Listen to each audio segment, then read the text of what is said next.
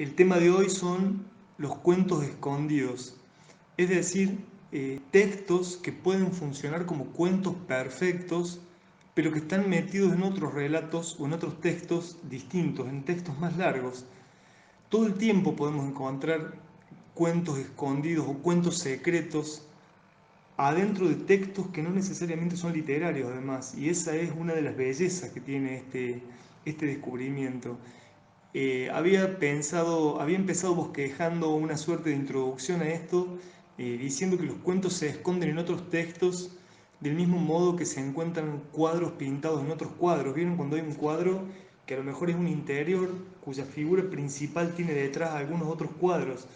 Quizás es poca la gente que pone la lupa en esos otros cuadros de atrás, que a veces ni siquiera están muy definidos, sino muy brevemente esbozados, pero incluso ese esbozo nos puede alcanzar para darnos cuenta de qué tipo de cuadro es, si está más eh, realizado cromáticamente si está más sustentado en lo cromático o en el dibujo o en la arquitectura del dibujo. Nos podemos dar una idea si es un cuadro que conocemos, por ejemplo, o no. Hay muchas particularidades que puede tener ese cuadro aparentemente borroso o bocetado. Y muchas veces en pinturas hay cuadros que tienen mucha nitidez dentro de ese mismo cuadro, ¿no? Eh, o una imagen secundaria que puede funcionar como cuadro en sí, como puede ocurrir con las Meninas de Velázquez, por ejemplo.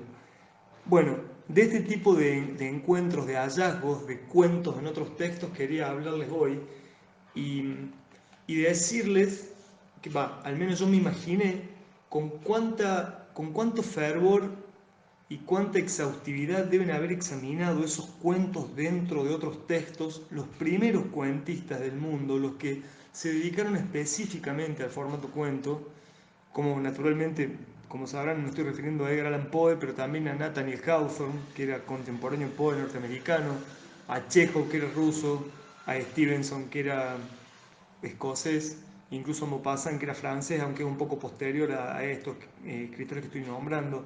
Pero son escritores que evidentemente han aprendido a escribir cuentos, además de las teorías que esbozó Poe y el propio ejercicio, los han aprendido de los cuentos breves que hay dentro de otros textos.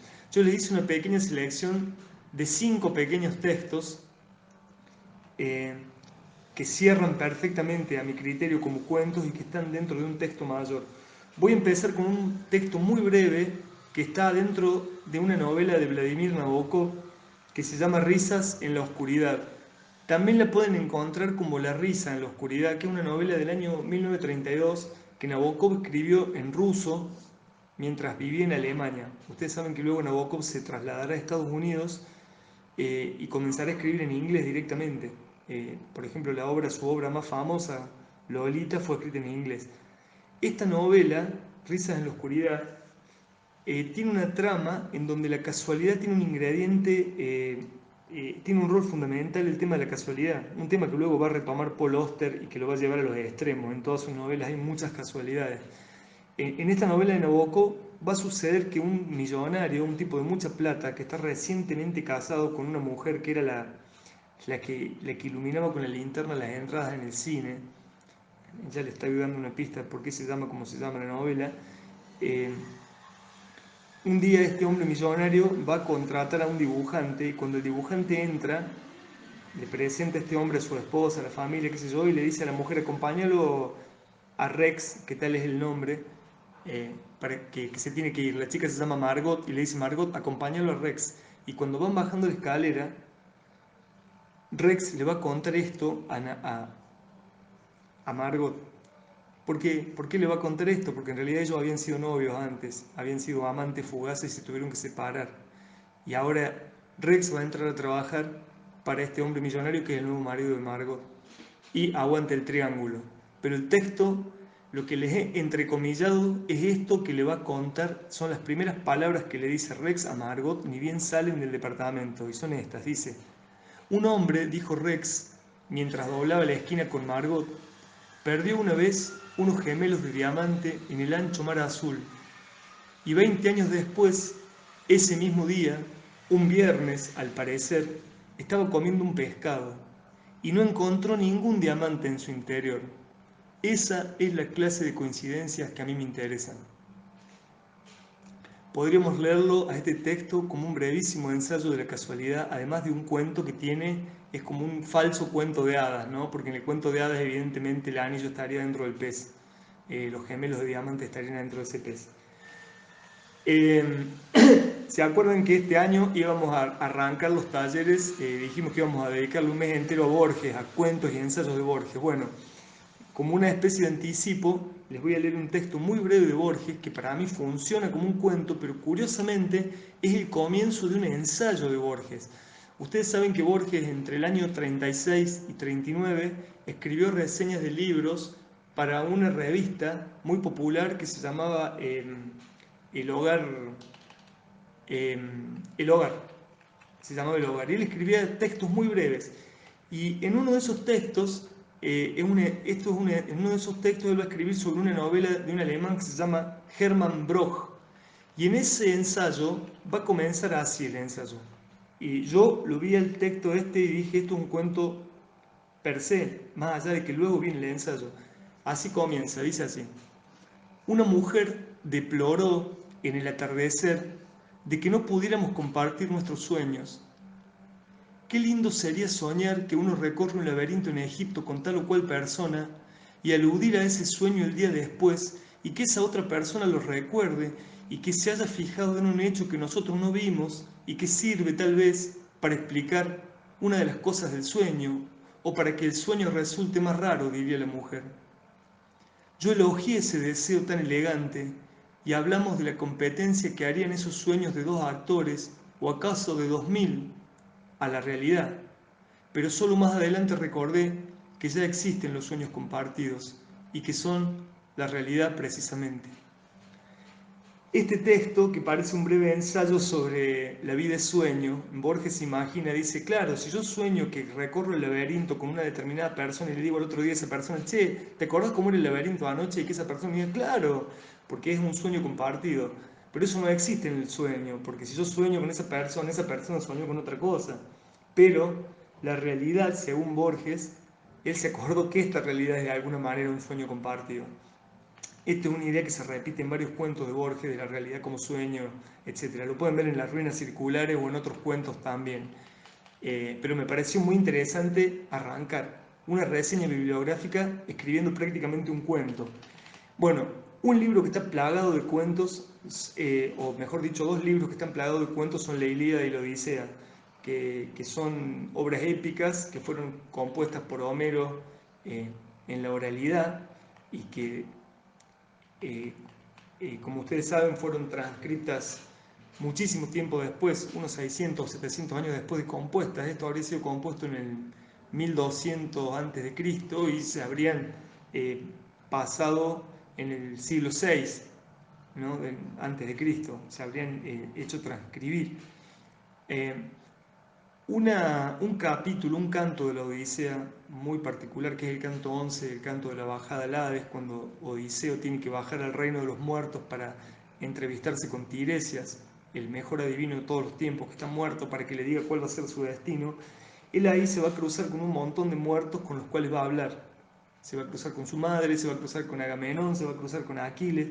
Cada cruce con estos personajes muertos, eh, además de fundar mucho de la futura literatura gótica que vendría algo así como 3000 años después, eh, va a ser un cuento cerrado en sí. Y la primera alma que le sale al cruce a Odiseo es el alma de Elpenor. Elpenor era un guerrero que estaba en su mismo barco y que cuando ellos se escapan de la isla de Circe no lo pueden encontrar a Elpenor, no saben a dónde está. Entonces, cuando él ve el alma del Penor, lo primero que le pregunta es: ¿qué haces acá? ¿Cómo te fuiste? ¿Por qué no te encontramos en la isla? ¿Qué te pasó? Y lo que le va a contestar el Penor, que yo acá lo entrecomillé, es un cuento cerrado en sí y que dice lo siguiente. Bueno, empieza con esa manera muy formal que tienen de hablar los griegos cuando se dirigen a un superior, ¿no? O a alguien muy prestigioso, como en este caso Odiseo, que es hijo de Laertes, y Laertes a su vez era hijo de Zeus. Por eso le va a decir Laertíada, que quiere decir hijo de Laertes. aunque dicen las malas lenguas que en realidad Odiseo era directamente hijo de Zeus y que Laertes lo cría. Entonces el Penor le dice, y acá empieza el cuento, Laertíada, hijo de Zeus, Odiseo, fecundo en ardides, dañáronme la mala voluntad de algún dios y el exceso del vino. Habiéndome acostado en la mansión de Circe, no pensé en volver atrás, a fin de bajar por la larga escalera, y caí desde el techo. Se me rompieron las vértebras del cuello, y mi alma descendió al Hades. Ahora te suplico en nombre de los que se quedaron en tu casa y no están presentes.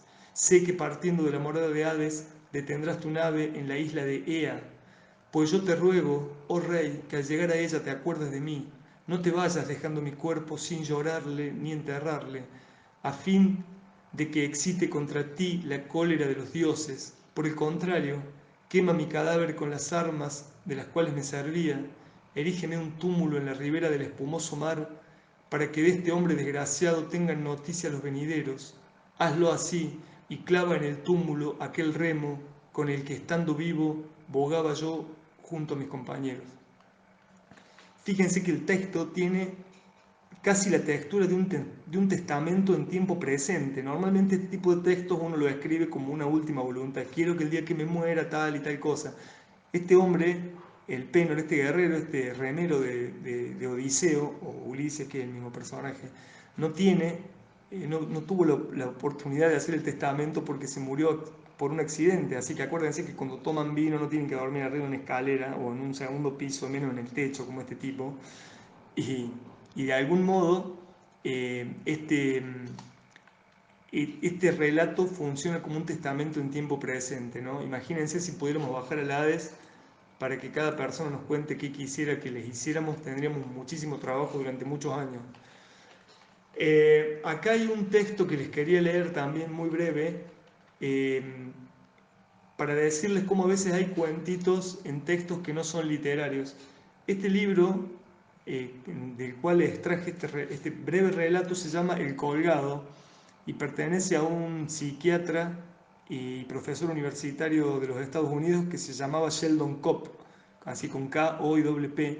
Este psiquiatra se le había diagnosticado un cáncer mortal y escribe un libro que sí prácticamente era su despedida y su testamento del mundo, que es este libro. Apareció en 1974, El Colgado. La verdad que no sé cuánto tiempo más vivió Sheldon Kopp, fueron pocos años más.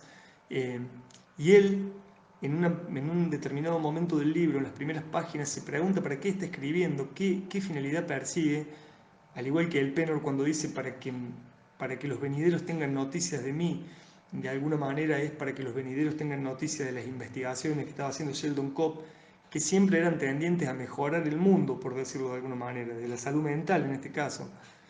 Eh, el fragmentito que les voy a leer para mí funciona como un cuento y dice así. ¿Por qué molestarse en escribir acerca de mejorar el mundo desde la psicoterapia si yo sé que nada va a cambiar? Además, yo no soy un santo de incógnito. Me angustia más mi propia situación en este mundo que la suerte de la humanidad en general. Y puedo identificarme mejor con ese hombre justo que se dirigió a Sodoma con la esperanza de salvar a sus habitantes del pecado y del castigo. Les hablaba a los gritos, predicando en las calles, urgiéndolos a cambiar de rumbo. Nadie escuchaba y nadie respondía, y sin embargo él seguía voceando su mensaje de advertencia, su promesa de redención. Hasta que un día un niño lo detuvo y le preguntó por qué seguía gritando cuando ya no quedaban esperanzas de ser escuchado, y el hombre justo le respondió, cuando llegué aquí por primera vez proclamé mi mensaje con la esperanza de cambiar a estos hombres. Ahora sé que no puedo hacerlo. Si continúo gritando, es solo con la esperanza de impedir que ellos me cambien a mí. Y eso también es lo que pasa conmigo. Ejerzo la psicoterapia no para rescatar a los otros de su locura, sino para preservar lo que aún queda de mi propia cordura. Para finalizar, quería terminar con una obviedad. La obviedad es Poe y la obviedad segunda es un cuento dentro de otro cuento. Bueno, hay un cuento de Edgar Allan Poe que se llama El entierro prematuro o El enterramiento prematuro, un cuento publicado en 1844, es decir, cuando Edgar Allan Poe tenía 35 años y solamente le faltaban 5 para para pasar su periplo en este mundo. Y en este cuento él dice que una de las fatalidades o de las cosas más intolerables para el ser humano, eh, uno de los temas más horribles y a la vez más atractivos tiene que ver con ser enterrado vivo. Y él comienza el cuento diciendo que esto que él va a escribir no es un invento, que hay un montón de casos de gente que ha sido enterrada viva y que han salido crónicas sobre esa gente. Y él va a recuperar esas crónicas, va a recoger varias de esas crónicas antes de empezar el cuento. Son como 6 o 7 u 8. Cada crónica de esas es un cuento cerrado en sí y es un cuento perfecto. Y él nos hace creer que es una crónica lo que estamos leyendo, nos quiere hacer creer que es una crónica.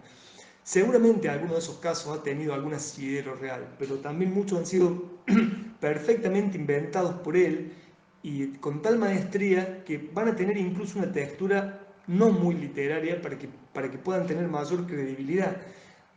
Casi en las antípodas de la resolución del cuento, que el cuento ese se va a resolver de una manera también poco literaria para darle credibilidad. Eh, es como si es como si él se valiera de la crónica para escribir el cuento suyo y como si se valiera de recursos literarios para escribir las crónicas que van a anteceder el cuento. Entonces él va a citar un montón de casos de gente enterrada viva y yo acá les he seleccionado uno que además de ser un texto de un cuento de amor, que está bueno, siempre gusta eso, que por supuesto si lo tenemos a Poe por medio, ese amor va a ser macabro necesariamente. Me llamó la atención en el año en que él lo sitúa, y es en 1810, el año del nacimiento de nuestra patria. Y va a tener que ver en cierta manera con América este cuento escondido dentro de otro cuento de Poe, así que se los leo y con esto nos despedimos hasta el próximo audio. Dice así: en el año 1810 hubo un caso de inhumación en Francia, al que rodearon circunstancias que abonan el dicho popular de que la verdad es mucho más fuerte que la ficción. Fíjense cómo acá nos está diciendo, miren que lo que estoy escribiendo no es ficción, esto es verdad. La heroína de la historia fue una tal Mademoiselle Victorine Lafourcade, hija de ilustre familia, muchacha rica y de gran belleza personal. Entre sus numerosos pretendientes había un tal Julien Bossuet, periodista o literato pobre de París. Tanto sus talentos como su agradable personalidad fueron notados muy pronto por la rica heredera, quien pareció amarle profundamente. Pero en la muchacha pudo más su posición y el orgullo de nacimiento, y finalmente rechazó al literato para contraer matrimonio con un tal Monsieur Renel, banquero y diplomático de cierta eminencia. Sin embargo, después de celebrada la boda, este caballero hizo a su esposa objeto de negligencia y hasta posiblemente llegó a maltratarla. Tras vivir con él durante algunos infortunados años, la mujer murió, o al menos su aspecto de difunta era tan real que llegó a engañar a todo el que la vio. Fue enterrada no en una cripta, sino en una sepultura ordinaria en el pueblo donde había nacido. Lleno de desesperación y todavía inflamado por el recuerdo de sus profundos amores, el amante literato viaja desde la capital a la remota provincia donde se encuentra el pueblo, con el romántico propósito de desenterrar el cadáver para apoderarse de sus hermosas trenzas. Llega donde está la tumba, a medianoche desentierra el ataúd y lo abre. Cuando se ocupa de cortarle los cabellos a su amada, se da cuenta de que ésta tiene los ojos abiertos. La mujer había sido enterrada viva. Aún no había desaparecido de su cuerpo la vitalidad cuando inmediatamente ella despertó de su letargo bajo las desesperadas caricias de su antiguo amante. A continuación, éste se la llevó a su alojamiento en el pueblo y empleó ciertos medicamentos restauradores que le sugirió su escaso conocimiento médico, y así la mujer poco a poco fue recuperándose. Victorine reconoció los esfuerzos de su Salvador y como su corazón no era de piedra, aquella auténtica lección de amor sirvió para que se entregara en cuerpo y alma a Bossuet. No regresó más al lado de su esposo, sino que le ocultó su resurrección y huyó con su amante a América. No dice a qué país, ¿no? Podemos imaginar que pudo haber sido acá tranquilamente. 20 años después, regresaron a Francia, convencidos de que el tiempo había alterado tanto el aspecto físico de la dama que ni siquiera sus amigos la reconocerían. Sin embargo, se equivocaban porque Monsieur Renel la reconoció en cuanto la vio y reclamó legalmente a su esposa. La mujer rechazó el reclamo y un tribunal la apoyó en su resistencia, decidiendo que las peculiares circunstancias que rodeaban el caso, más los muchos años transcurridos, suprimían totalmente toda la autoridad del esposo para con la que ahora era su ex esposa.